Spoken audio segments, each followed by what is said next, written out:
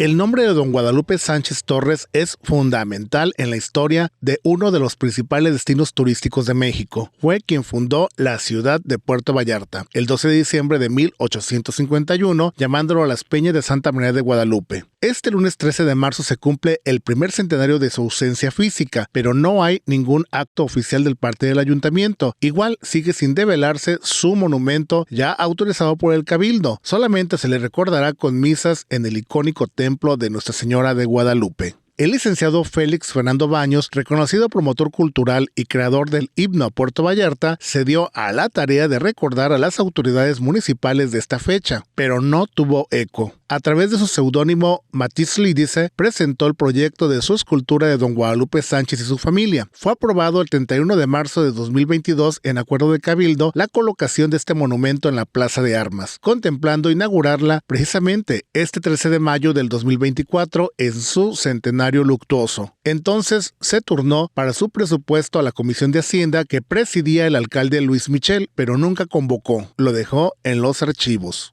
La primera cronista de Puerto Vallarta, doña Catalina Montes de Oca de Contreras, escribió en su libro Vallarta en mis recuerdos: los datos más precisos de la época en que Las Peñas empezó a poblarse datan de 1851, fecha en la cual llegaron el joven de aquel entonces, Guadalupe Sánchez Torres, y su esposa Ambrosia Carrillo, procedentes de Cihuatlán, Jalisco, quienes construyeron la primera choza a orillas de la boca del río Cuale. Narra que Sánchez se dedicó a hacer las conductas de sal que procedían de las Islas Marías y venían en pequeños barcos que desembarcaban en la Playa de los Muertos para ser llevados a lomo de mula a los minerales de Cuale. Varios de sus moradores, circunvecinos de Talpa y Mascota, al enterarse de las bellezas de este lugar, fueron avecindándose poco a poco hasta formar un pequeño poblado que ya contaba con un buen clima, tierras fértiles y agua potable abundante, factores importantes para la subsistencia. Se sabe que don Guadalupe era atento y se preocupaba por impartir enseñanza a los demás, así como hacer anotaciones de los pequeños sucesos de aquel entonces, dejando manuscritos. Otra reconocida cronista fue doña Margarita Mantecón de Garza, quien en su libro 1951, primer centenario de Puerto Vallarta, narra cuando este pueblo se vistió de luto en medio de la degradación política de la localidad. El 10 de mayo de 1924, las almas de los habitantes se llenaron de pena y desaliento, pues ya habiendo sido elevado el puerto a puerto de altura, lo descendían en esta fecha a puerto de cabotaje. La causa de este descenso tan lastimoso lo ocasionó la revolución de la Huertista. Profundo silencio reinó al terminar de leerse el decreto. Don Guadalupe sintió que se le partía el corazón. Se desprendió del grupo y caminando por la playa hacia el lado izquierdo se internó entre los riscos subiendo hasta la punta del más alto, llamado El Púlpito, junto a la Playa de los Muertos. Allí permaneció por largo tiempo contemplando el mar hasta donde se junta con el cielo. De sus ojos brotaban raudales de lágrimas. Así le sorprendió la puesta del sol que se presentó radiante,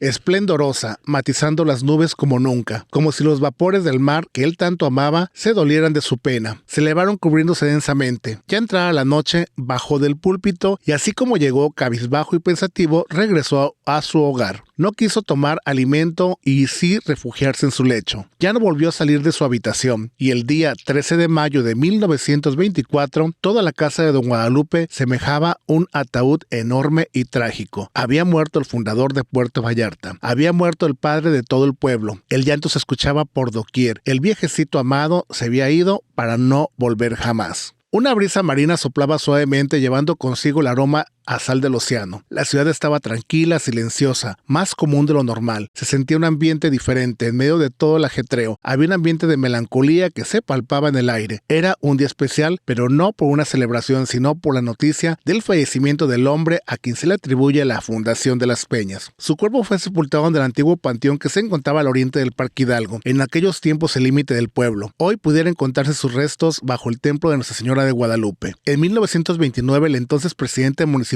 Arturo Gómez Sánchez, nieto del fundador de Las Peñas, luego de ponerse de acuerdo con los regidores, colocaron una placa conmemorativa a una de las calles del puerto con el nombre de don Guadalupe Sánchez. Su legado perdura hasta la fecha. Sus descendientes han estado involucrados en la política local y regional, así como empresas. Los bisnietos y tataranietos continúan reuniéndose y participando de las tradiciones de la comunidad. Donde sí será recordado a un siglo de su partida es en el templo de Nuestra Señora de Guadalupe. Fue él quien introdujo la devoción guadalupana en el poblado, al que puso el nombre de Nuestra Señora y trajo su imagen sagrada desde Cihuatlán, siendo el principal testigo de su erección en parroquia, como patriarca reconocido por toda la gente, por lo que ahí. En todas las misas este lunes se recordará su obra y se pedirá por el eterno descanso de su alma en el aniversario luctuoso. Asimismo, Isela Mariscal, coordinadora del Museo Parroquial, organiza para el 2 de agosto la exposición de pintura y poesía en homenaje al fundador de Vallarta. Lanzó la convocatoria a artistas plásticos a llevar una obra de no más de 40 centímetros en técnica libre, representando al viejo Vallarta con fecha límite el 16 de julio. Para CPS Noticias, Miguel González Guerra.